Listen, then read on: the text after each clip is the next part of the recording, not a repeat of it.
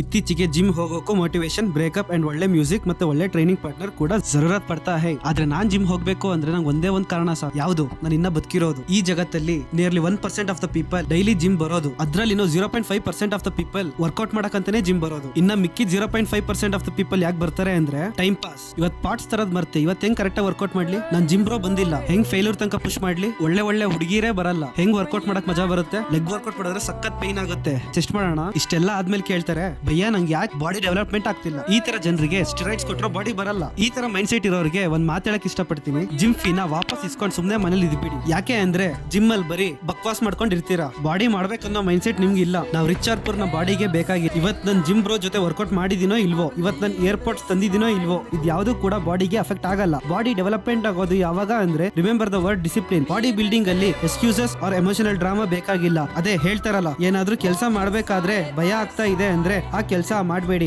ಆದ್ರೂ ನೀವ್ ಆ ಕೆಲಸ ಮಾಡ್ತಾ ಇದ್ದೀರಾ ಅಂದ್ರೆ ಯಾರ ಅಪ್ಪಂಗೂ ಹೆದರ್ಬೇಡಿ.